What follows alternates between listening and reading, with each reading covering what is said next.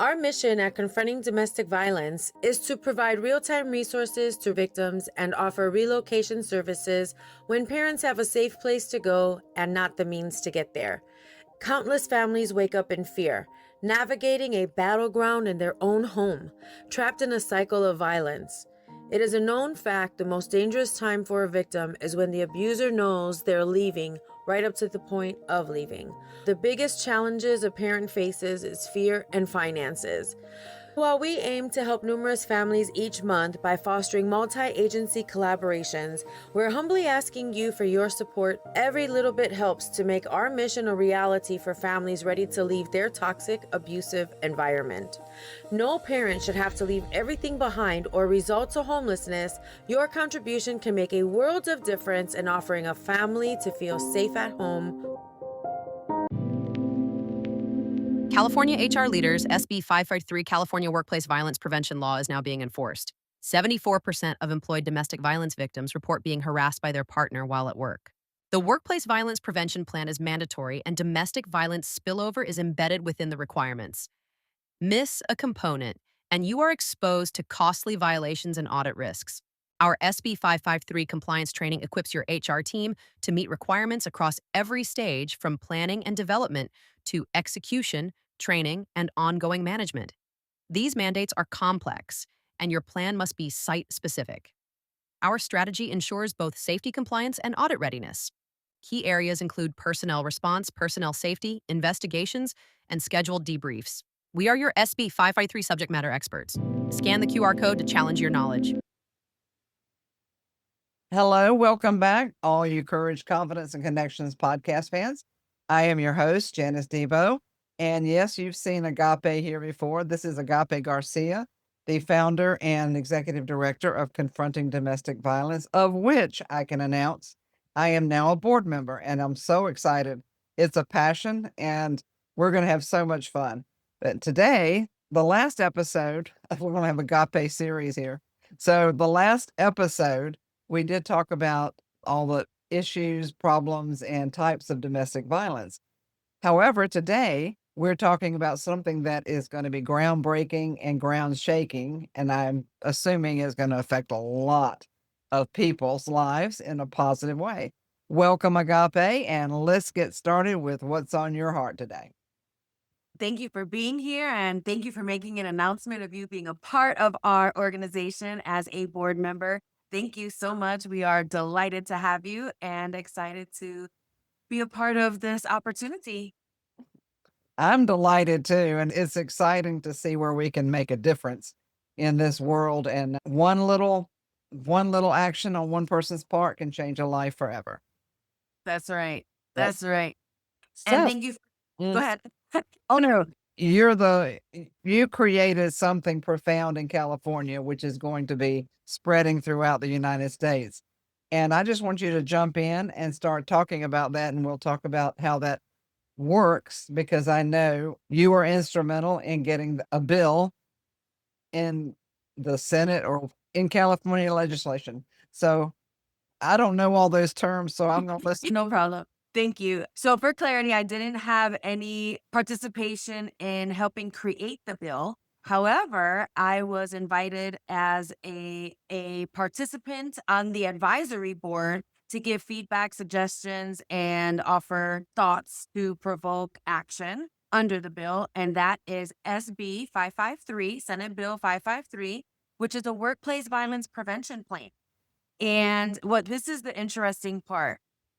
I was already reaching out to the Bureau of Labor and other government entities, other entities, to talk about violence in the workplace or domestic violence spilling over into the workplace, because OSHA across the nation has a workplace violence prevention policy.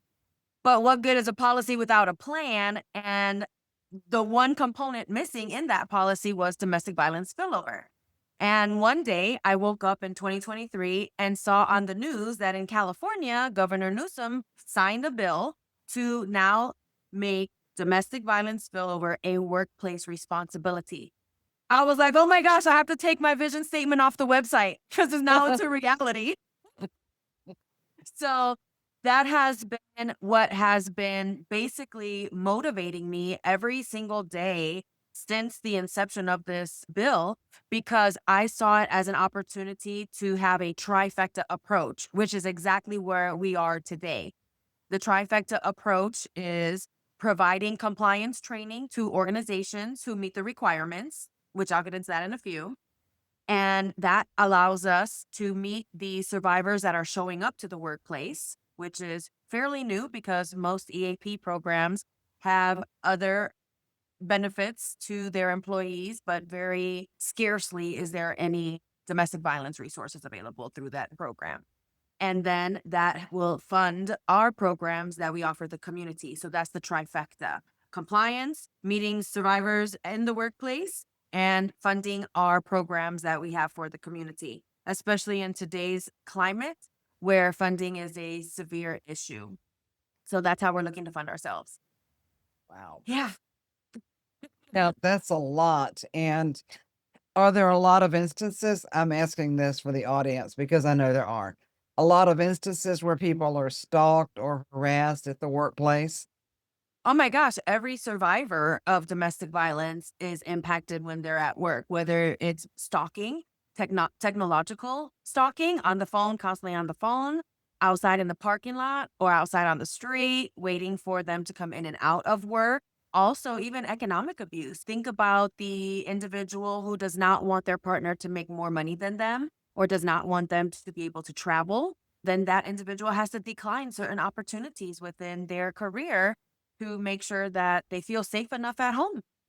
Oh, wow. Okay. Yeah, I know that it does happen, and I know it's a real big issue. But you just said technological. I hadn't put that in the whole perspective. The fact that somebody's constantly harassing and texting them. So, how does a restraining order come into play with this type of thing? Because people break those all the time. All the time. And most of the time, a restraining order is to the home, right? Not so Oh, much the workplace. oh, I thought it was based on the person, but it's not. It is based on the person, but 500 feet from where? Oh, 500 feet from where? And that's a big loophole right there, Janice, that I'm happy to talk about and that you're yeah. exposing, because it's something that only survivors will really endure and think about, where other people maybe not they don't maybe consider that. But when you file a restraining order, that's the question. Do not come 500 feet from, and then you put an address. Oh, So that's think about it. terrible. It is terrible. So think about a survivor that's moving. And now they're relocating to a safe place, but now they have to update the restraining order to that address. So it is a little crazy. Oh, My recommendation, it's just a suggestion or an idea. I should revoke that term recommendation for this topic. But I usually do say the workplace if you have to put an address, mhm. especially after you've relocated, because most of the time, think about it. It's easy to change your grocery store. It's easy to change your doctor. It's easy to change your dentist. It's easy to change places that you go day to day. But when it comes to work, you're there. That's one thing that I definitely tell employers as well. You may not know that you have an employee dealing with this situation because they're able to change everything around them, but they're here every day because they have to be. Yeah. Wow. Even in a hybrid role, work is still work. The abuser knows where you work. And Oh, that's the hardest thing to change. and I really thought all this time that the restraining order was 500 feet from the person. Oh my word. I don't know how they can fix that. Yeah, I don't know how to fix that either. And it should be 500 feet from the person wherever they are at, but an address is still required. Oh my word. There's the way the abuser can get around that whole thing. Oh my goodness. Yeah. So let's talk a little bit more about how this bill is making a domino effect across the state of California and the nation. So we are the first and leading state that has such a strong bill mandate about this. There are 7 trailing states behind us Oregon is one that's already has a workplace violence prevention plan in place. It is just not as robust. Same with New York. New York is more so focused on the healthcare industry and retail. For California, healthcare and law enforcement is the two industries that are exempt. And that is because they have their own policies and plans in place and have had them in place for quite some time.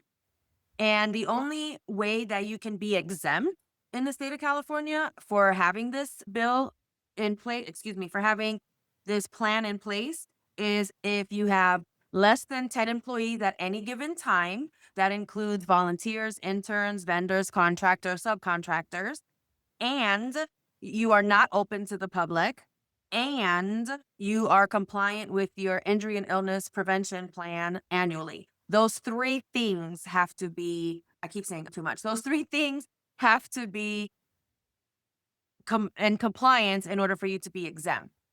So that's quite a bit. So if you think about it, a family-owned taco shop on the corner has to be compliant because they're open to the public. Oh, And yes, and the non-compliance fines are through the roof. The first infraction is about $12,000. It's like 11,500 something. All right. So close to $12,000. Right now, there's a barber shop in Van Nuys, California, that's faced with a $135,000 fine. Why? Because number one, domestic violence showed up in the workplace and they did not have a plan in place. And then with the given amount of time that you have to rectify the situation, they did not do that. So now they're being fined for negligence. And OSHA, Cal OSHA, each state has their own OSHA. Cal OSHA is the enforcement agency on this, and they are the ones that are issuing these fines. So think about it. A family-owned barbershop, I'm assuming it's a family-owned barbershop, $135,000. We don't know if they're ever going to be able to recover from that. That may wipe their footprint off the map. very likely. Now, there is another caveat to this whole thing. What if let's say that someone works there that gets stalked and they get murdered? Or does that increase the liability for the workplace? Can they be sued, held liable if somebody's life is taken because of this? And that's a great question because as soon as you said that, there's a company in Carlsbad. Oh my gosh, you're going to have to do some edits on here, honey. There's a biotech pharmaceutical company, Thermo Fisher Scientific, that is in Carlsbad, California, and they had a nighttime janitorial worker murdered in the hallway because the boyfriend tailgated one of her coworkers and got to her. And that was years ago, many years ago, probably about 10 years ago. And there was no plan in place. There was no requirement to have this type of plan in place. So today, with that, I would suggest or assume that as long as the plan is in place and you have something on record showing that it was reported, because that's where it begins, right? Somebody has to report it, whether it's the individual themselves, a coworker, a supervisor, a manager, it doesn't matter. If someone identifies that another person is in harm, in danger for their safety based on a coworker or a partner, then it should be reported so that the organization has the opportunity to put these mechanisms in place, safety mechanisms in place, whether that is having the buddy system in place, if that's hiring a third-party security officer, if that's making sure that their access control program is up to date and efficient, making sure that the cameras work, having maybe that red button under the desk for emergency call. These things are all opportunities and options that the organization has once they are made aware of a potential danger. So it goes back to reporting that potential danger. Obviously, if nobody knows, then there's nothing that can be done to help.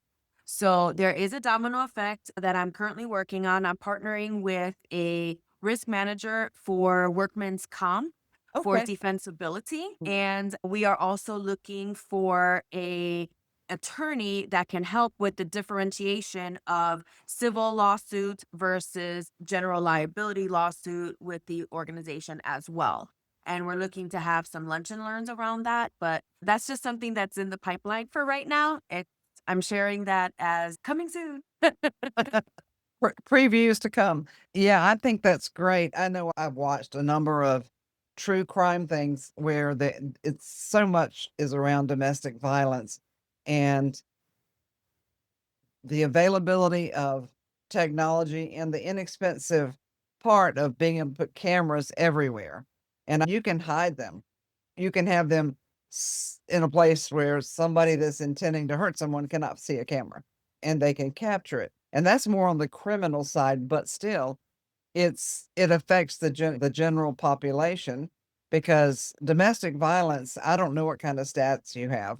I'm sure you have lots of stats, but it's just been on the rise and horribly prolific in our culture.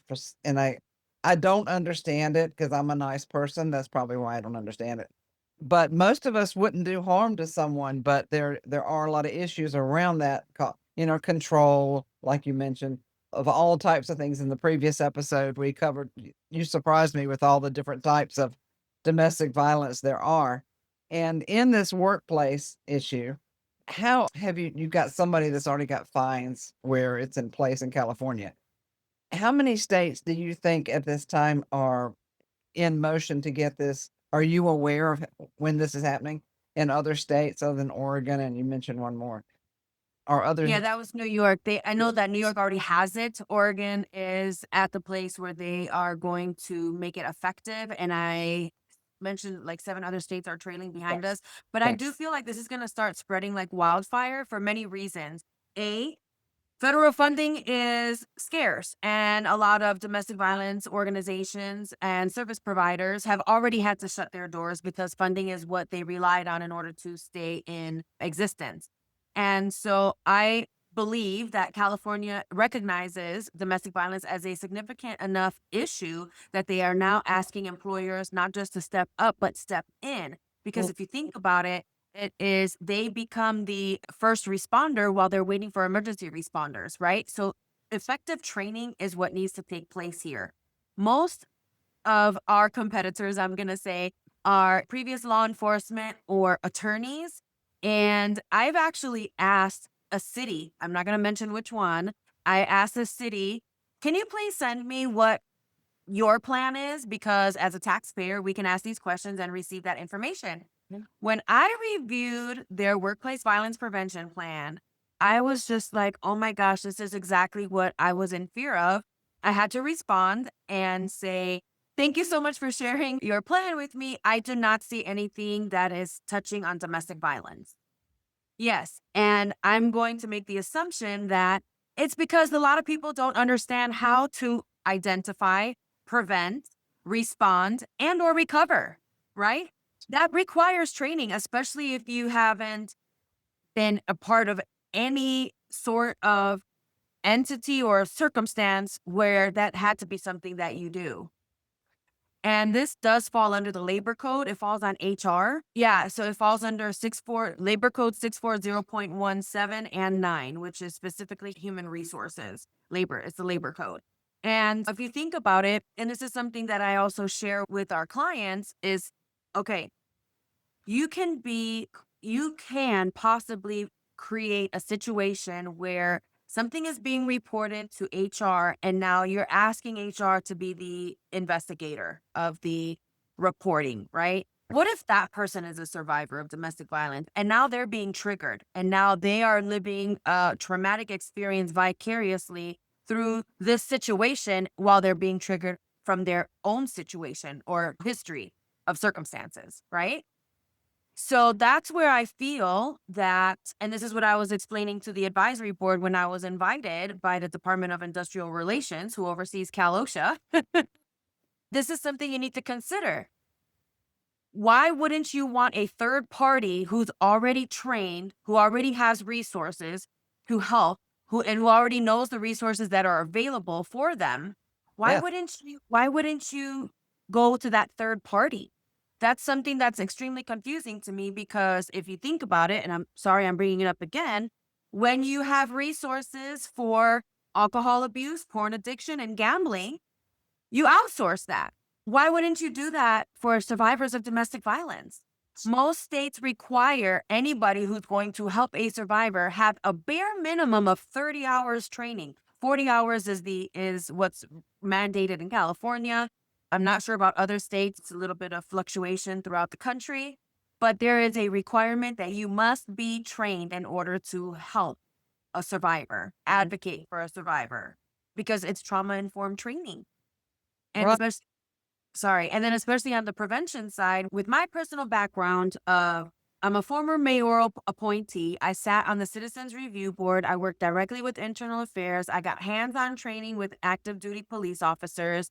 I had a consulting, not firm, but I was a physical security corporate consultant. So I understand access control. I can run the SOC, the Security Operations Center. I am a compliance officer in the biotech pharmaceutical industry, working directly with the regulatory agencies.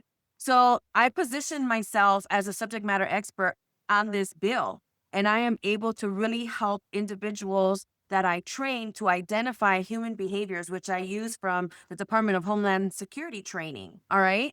To identify human behaviors to say, okay, this is what I'm seeing. Let me go ahead and ask these questions and provide the safe space for them to respond, right? And answer me.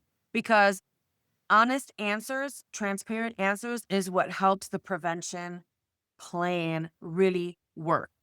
Okay. And there's many different layers of the training and many different layers that obviously survivors need to navigate. And one thing that I hone in on heavily is this still being a social stigma. Oh, yeah. Talking about being a domestic violence victim, survivor, whatever, is still a social stigma when it should not be. Oh, And I'm hoping, sorry, go ahead. no, that just I was thinking along those lines without that wording actually, that a lot of people that get stuck in those situations, they are concerned about people knowing and that type of thing. And I walked that walk for a while until I got called out by someone that was a Las Vegas detective. And when I said it wasn't physical and I got called out, okay, you got to stop telling yourself that you were in a domestic violence situation. And audience, if you haven't heard her last episode, we'll say this is part two. Go listen to it because there's so many ways people can be in domestic violence. I even have a very close friend, and I think she had a restraining order on this person who did not observe it. Now she didn't die, but she did. It was physical in her situation along with some others, and it got so bad, she wound up going into a mental ward for a little while to get some mental healing. It was really bad, and she did work somewhere, I think, I don't remember, but I just can't believe it's like calling trafficking a social stigma. Come on, really? We're talking something with domestic violence, it affects everybody around you, and even though I'm single now, it still takes time to heal from whatever version, and usually there's more than one going on, if I'm saying that. So, yeah, it's rarely just one type, rarely, I would say. So let's talk about because you've got the resources to help businesses get in a position and avoid the penalties and avoid the problem. And why wouldn't you? So, another question before you go there. Do you meet a lot of resistance from people saying, "Oh, we don't need that"? Do you meet resistance when people saying it's not? Every single day. And I say every single day because there is also this, and it's okay if you roll your eyes too. I get it. California is known for having so many laws passed on an annual basis that impact companies that it's like, okay, you keep eating at my bottom dollar. You keep eating at my bottom dollar. How am I supposed to survive when I have to constantly be compliant with so many things? And the most disheartening part about this is that it's awareness. I am coming across so many HR people that are not even aware that this is in existence and that it is a mandate. The second thing that is also disheartening is that they're lumping it up with the annual harassment training, and that's an assumption. So I'm finding myself being more educational and providing that awareness opposed to assuming that they already know about this bill and that they need our services. We are just reaching out and saying, hey, if you haven't been made aware, this is an awareness message. And if you want some additional information, let me share that with you. It's very short, sweet, to the point. And then it's okay. If you want to learn more, let's sit down and have a conversation. Because the most important critical piece to all of this is that it's site specific. It is not a cookie cutter. This is harassment. This is harassment. Okay, spread it around. This is now training. This workplace violence prevention plan requires employee engagement. It requires employees that can say, I can respond to an incident if one happens. And again, site specific, right? If this is based on exit doors, this is based on what you already have for potential shelter in place versus evacuation versus lockdown. It's all different. Every organization has their own DNA like people do. And I do want to touch base on something you mentioned earlier because this is fresh and hot off the press today. You asked about statistics. Today from the Washington Post, it says 3 fathers killed their families this week as domestic violence deaths remain high. The homicide rate is falling, but domestic killings are not. For those who track this kind of violence, the deaths are both predictable and preventable. And this is so sad because I'm just going to read this one other part. In the first 2 days of June, authorities said 3 fathers killed their children and the mothers who raised them. 2 used guns and 1 used the knife. Of the 13 victims, 13, 3 men, 3 families, 13 people. The youngest was 3 years old. Oh, Okay? man. So this is what we're dealing with. This is what we're dealing with. And with funding being the issue for a lot of organizations who can and have and are doing so many things, they're jam-packed. I deal with helping survivors get to shelters often. Shelters are jam-packed. It's easier for an individual to get a bed than it is for a family. Oh, yeah. Oh, yeah. It's really sad to see what's going on here. So again, with the forcement of employers stepping in and up, I don't know how much they are able to really provide resources. They can just help prevent and respond, which is where I said these nonprofit organizations should be those third parties that Mhm. are provided for those individuals in the workplace because no one in the workplace is trained like we are. True. We And have okay. profits. Yeah, I do. I want to talk about what you provide. But before we go there, it occurred to me that I need to ask about places like churches and schools because they're not businesses. And are they liable? Because you know about the school shootings, the church shootings, and a lot of them probably are domestic violence related. I am happy you asked that question, sort of, kind of, because I have answers. Because I have answers and because it's sad. It's another sad situation, right? So I've already provided SB 553 training to an entire school district. Oh, Yep, which I was so happy to have them as a client and appreciative that the schools are jumping on this because they do know that it is basically so much domestic violence that it falls back on these shootings and stuff like that. Which is why I am also pushing to have domestic violence conversations come into the school so that these younger generation can identify certain behaviors, characteristics, and actions before it actually becomes a thing for them. If we're talking about sex ed in 5th, 6th grade, why not talk about domestic violence as well? That goes hand in hand, in my opinion, yes. especially in high school. I think that with teenage dating violence, which is staggeringly high, it has the very same statistics. 1 in 3 teenagers deal with domestic violence under that teen dating umbrella. And it's, again, awareness and education, right? So yes, For schools, yes, this does fall under their requirement to have in place, and I have already provided an entire school district with this training. As for places of worship, oh, honey, I am so happy that you brought that to the spotlight as well.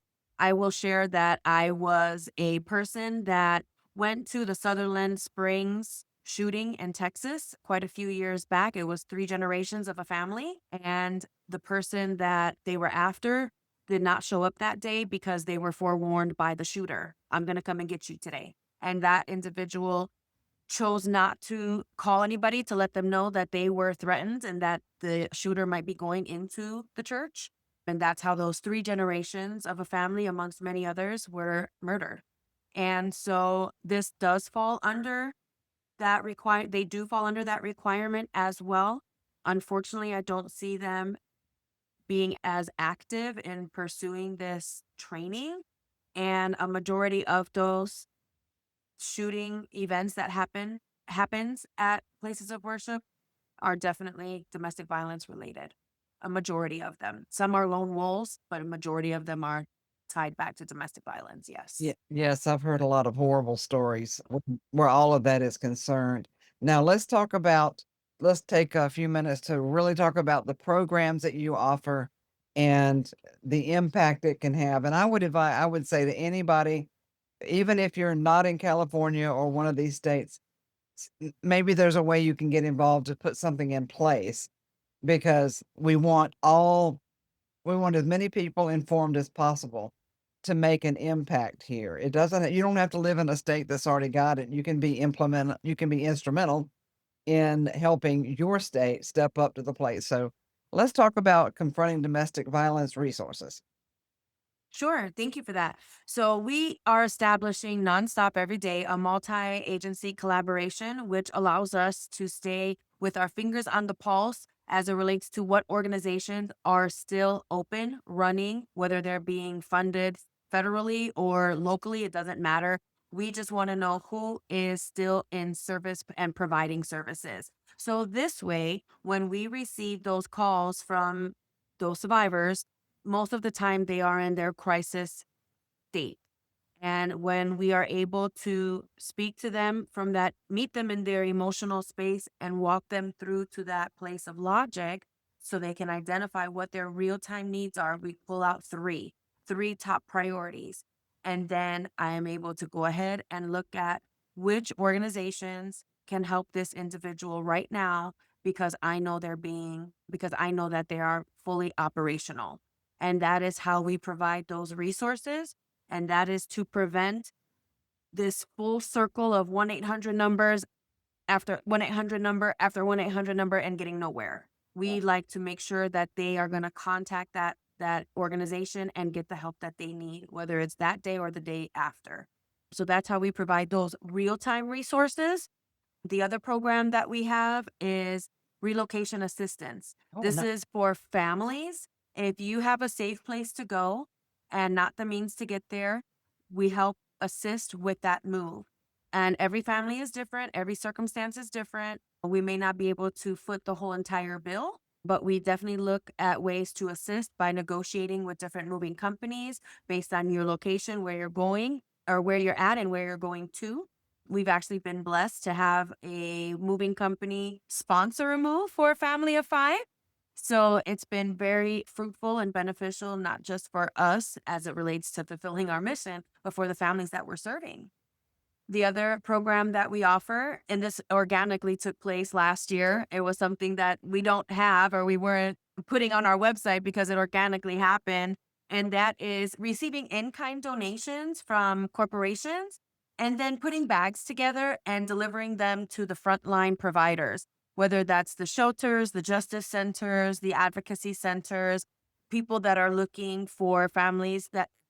families that are looking for hygiene products, makeup for their interviews, and things of that nature. That's what we've been able to do. And we've served over 250 families just doing that alone. Oh, wow. That's great. That is great. Now, on the training for the businesses and whoever, schools, churches, how does that work? And what do they get from you? And how is all that put in place? Yeah, so we do offer three different programs. One is just a general overview of the bill, so you have knowledge.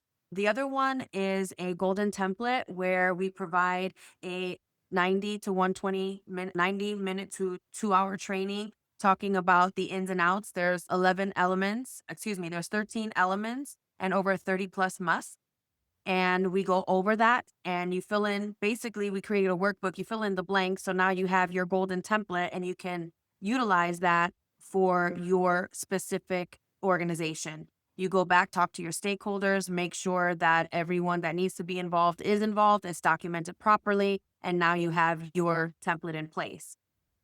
And then we have a done with you, holding your hand approach, Okay. where we help you fill in those blanks. We'll be a part of those meetings with you. We'll ask certain questions to stakeholders so we make sure that they are in a position to respond, because responding is very critical. It can be putting you in danger as well.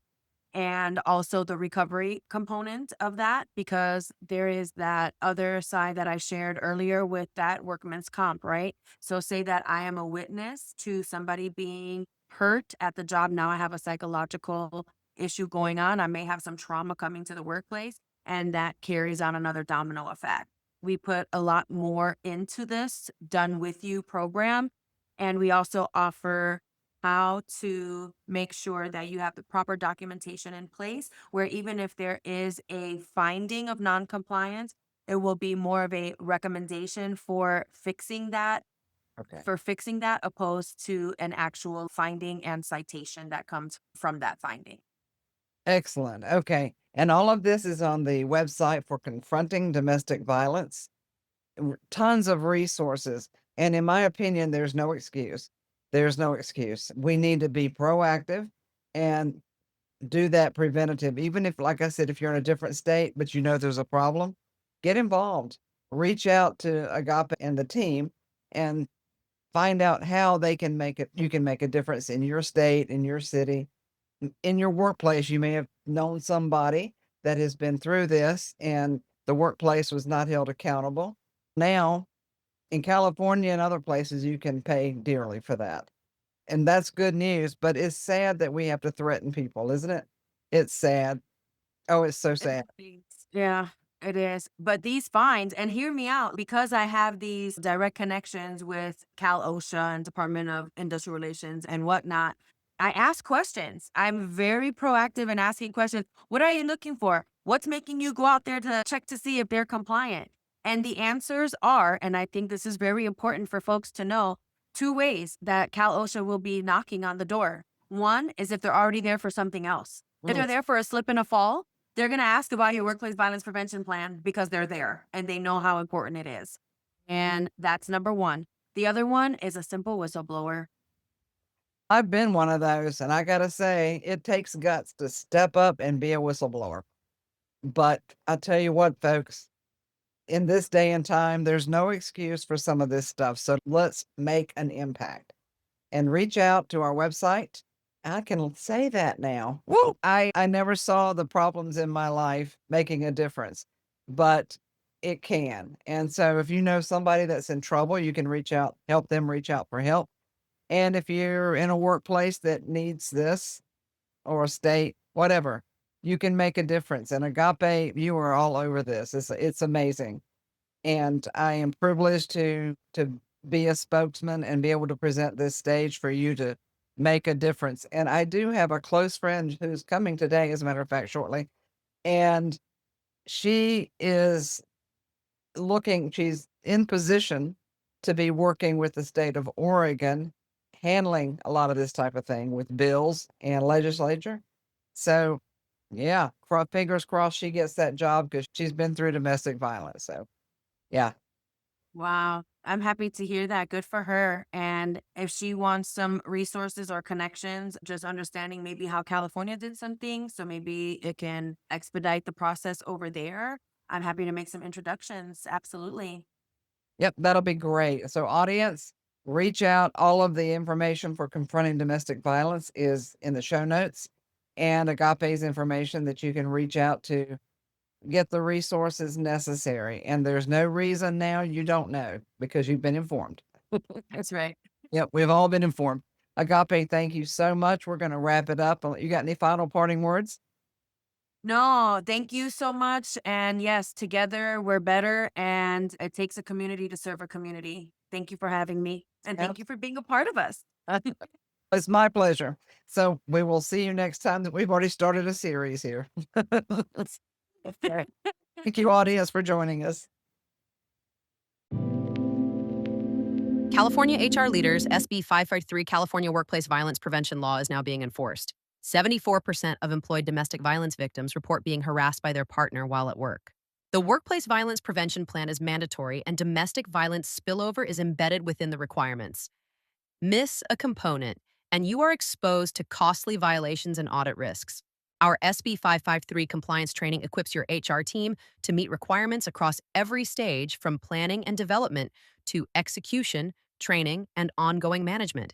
These mandates are complex, and your plan must be site-specific. Our strategy ensures both safety compliance and audit readiness. Key areas include personnel response, personnel safety, investigations, and scheduled debriefs. We are your SB 553 subject matter experts. Scan the QR code to challenge your knowledge. Our mission at Confronting Domestic Violence is to provide real-time resources to victims and offer relocation services when parents have a safe place to go and not the means to get there. Countless families wake up in fear, navigating a battleground in their own home, trapped in a cycle of violence. It is a known fact the most dangerous time for a victim is when the abuser knows they're leaving, right up to the point of leaving. The biggest challenges a parent faces is fear and finances.